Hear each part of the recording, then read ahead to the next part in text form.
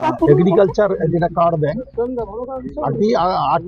আটি বোধ হয় 8ই ডিসেম্বরে ভোট হয়েছিল। সেই ভোটের যখন গণনার পরে হেরে যায় ভারতীয় জনতা পার্টি, তো সেখানে আমাদের এই নন্দীগ্রাম থেকে এই বিষ্ণুপদ এখান থেকে জিতেছে। ভোটটা তৃণমূলের হয়েছে না, 30টা সিট আমরা পেয়েছি, 9টা সিট তারা পেয়েছে। তো সভাপতিখানে ভোটটা আমাদের হয়েছে এবং নন্দীগ্রামের বিষ্ণুপদ মণ্ডল আমাদের এই গ্রামের, সে কিছু ভোটার আমাদের দলীয় প্যানেলের যে সমর্থনে কিছু ভোটার নিয়ে গিয়েছিল। সেই রাত্রেই বিষ্ণুপদ মণ্ডলের উপরে ভোট শেষ হওয়ার পরে তারা রাত্রিবেলা প্রায় 30-35 জন তাদের এই বাড়িতে এসে তার উপর আক্রমণ করে।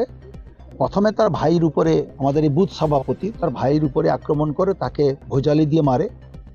তারপরেই তার বিষ্ণুপদ মণ্ডল বাধা দিতে এলে তার ঠিক হাটের নিচে, মানে বুকে, ফুসফুসের কাছে ভোজালি চালিয়ে দেয়।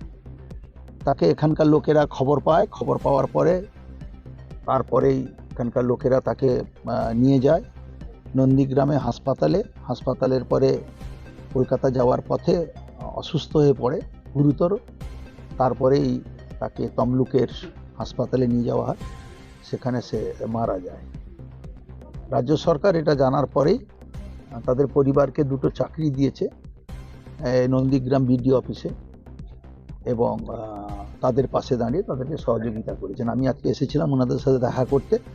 আমি শুনলাম যে সোনাচূড়ায় 6টি পরিবার, তারা তাদের পরিবারের লোকেদের মিথ্যা মামলায়, লোকসভা নির্বাচনের পরে মিথ্যে মামলায় তাদেরকে জেলে ঢুকানো হয়েছে। তারা যারা মৎস্যজীবী এবং তারা শুধু মৎস্য আহরণ করলেই তারা তাদের উনুনে হাঁড়ি চড়ে এবং তারা সেখানে জীবিকা নির্বাহ করে। এমত অবস্থায়, খুবই অসহায় অবস্থায় তাদের কথা আমি শুনলাম।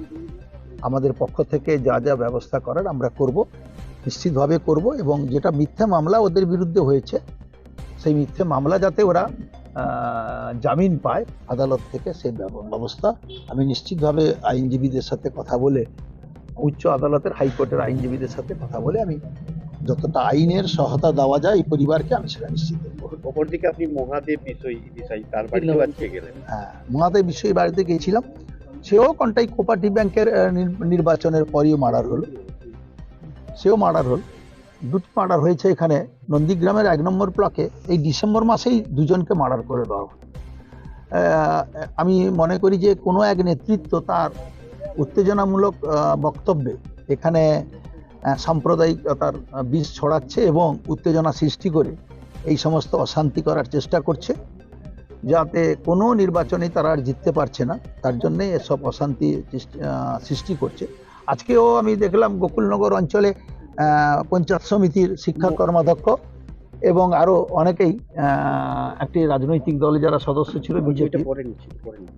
বলছি মহাদেব বিষয়ের বাড়িতে কি আশ্বস্ত করলেন? আমি মহাদেব বিষয়ের বাড়িটা দেখলাম এবং তার ভাইয়ের বাড়িটা দেখলাম।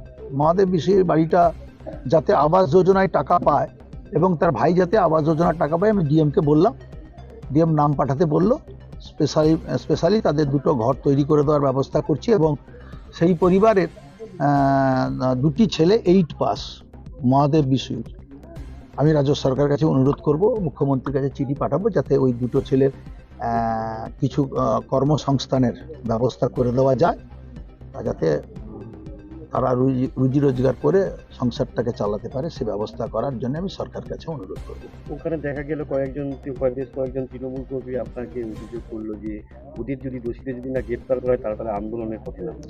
হ্যাঁ, আমিও চাই যে পুলিশ প্রশাসন ভালো করে তৎপরতার সঙ্গে দোষী ব্যক্তিদের গ্রেপ্তার করুক এবং তার বিচার হোক, আদালতে বিচার হোক।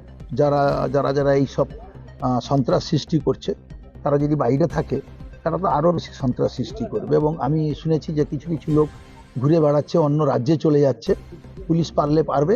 এবং এই বিষ্ণুপদ মণ্ডলের কেসে 2জনকে উড়িষ্যা থেকে ধরে আনা হয়েছে। তাই আমি মনে করি যে মহাদেব বিষয়ের যারা তাকে খুন করেছে, নৃশংসভাবে পিটিয়ে খুন করেছে, হাত পা ভেঙে দিয়ে নৃশংসভাবে খুন করে তার দোকানের সামনে ফেলে দিয়ে গেছে। আমি চাই যে অবিলম্বে পুলিশ, নন্দীগ্রাম থানার পুলিশ অবিলম্বে দোষী ব্যক্তিদের গ্রেপ্তার করুক।